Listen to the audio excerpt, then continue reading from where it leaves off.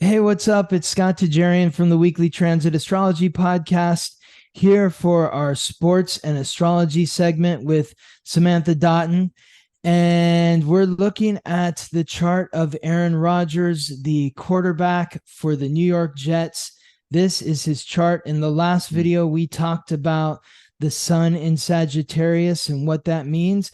Now let's talk about the eighth house because, he was born at 2:50 p.m. If he was born literally, let's say, he's 4 degrees away from the seventh house. It takes about 3 minutes for it to move a degree. So 3 times 4, what is that math? Like 12 minutes. Let's say 15 minutes later, the sun would have been down here in the seventh house. Is that right? Is that math right? 3 times 4 Is is 12. yeah. Okay, good. Thanks Yeah. for that, Sam. so, uh, but he was born with the sun in the eighth house, Uranus, Jupiter, Mercury, Neptune, and the south node on the eighth house on Sagittarius. This is an eighth house Sagittarius stellium. So we talked about what Sagittarius means in the last video. If you didn't see it, go check that out. Let's talk about the eighth house because a lot of people were born on December 2nd, 1983, maybe even several people born in Chico, California, but not all of them were born with the sun in the eighth house. See, if the sun was rising, it would have been down here in the 12th house. Or if it was the middle of the day, it would have been up here high in the 10th or the ninth house. Or a few minutes later, as we said, it would have been down here in the seventh house. Or if he was born in the middle of the night, it would have been down here in the third or the fourth house. But when Aaron Rodgers was born, the sun was in the eighth house. So in order to understand the nature of the houses, you want to ask yourself 2 questions. If you know the answer to these 2 questions, then it gives you a clear understanding of the nature of the house. The 2 questions are, number 1, what is the sign that is associated with the house? And number 2, what are the planetary rulers of that house? In order to know which sign is associated with each house, simply know the order of the signs. The first sign is Aries because when the sun is in Aries, it's the beginning of the new seasons. It's the beginning of spring. So Aries is the first sign. Aries is ruled by Mars, therefore Mars rules the first house. So Aries is the first sign, therefore it's associated with the first house.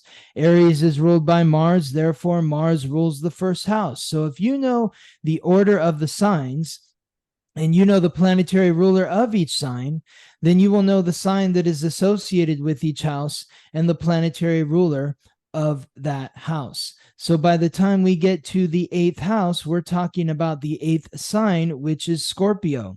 So Aries is the beginning of spring. By the time we get to Scorpio, we're the middle of fall. Scorpio is also ruled by Mars and Pluto. Just like Aries is ruled by Mars, not Pluto, but also ruled by Mars. Therefore, the eighth house is ruled by Mars and Pluto. Scorpio is a water sign. Water is more introverted than extroverted because water is something where you are initiating the touch more so than water is initiating the touch with you. Water can nourish you by drinking it, or it can drown you. It's all how you're working with the energy. The modality of Scorpio is fixed. When the sun is transiting through a fixed sign, it's the middle of the season. So too, when the sun transits through Scorpio, it's the middle of fall. These are the stabilizer signs. These are the signs that are stabilizing the energies of the season. These are the signs that are very loyal, but can also be somewhat stubborn. It's all how you're working with the energy. The planetary rulers of Scorpio are Mars and Pluto. Mars is a circle of spirit with an arrow pointed in a clear direction, symbolizing your eternal soul and how it acts, how it moves forward without thinking. Mars is the god of war, the planet of action, aggression, and conflict. Pluto is all 3 of the root symbols. It's a circle of spirit on top of a cross of matter with a crescent of receptivity in between, symbolizing your eternal soul in the world of matter and the transformation that occurs within that context. So Pluto is the god of death, the planet of transformation, the lord of the underworld as well. Now, the symbol for Scorpio is the scorpion. Here's the stinger of the scorpion. The scorpion is that very treacherous, mysterious creature that you may see for an instant before it disappears into a crack in the wall, under a rock, into the sand, into the stream. Where did it go? What is it doing? Nobody knows. Therefore, Scorpio represents the world of the unseen, the world that exists beyond the five physical senses, the world that embodies the sixth sense.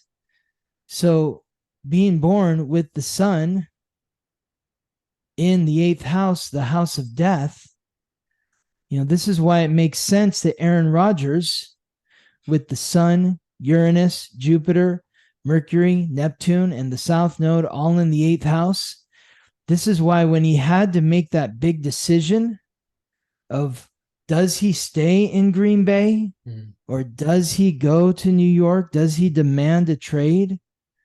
What did he do?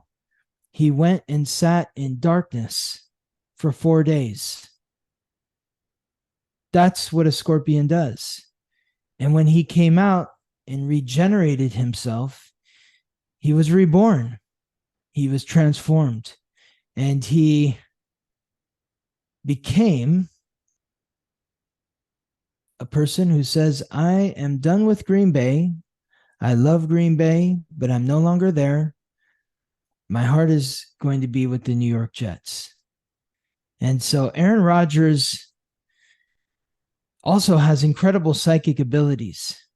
Did you see on the Hard Knocks where he's throwing the ball and not looking at it, like the no-look passes? He has psychic abilities. Imagine you've got all these people that are running, trying to attack you, tackle you, and all these people out there that are trying to guard the people that you're trying to throw the ball to. He has to have a sixth sense in knowing where the ball is going to go. Yeah. I mean, he knows where it's supposed to go, and he knows where the receivers are supposed to be.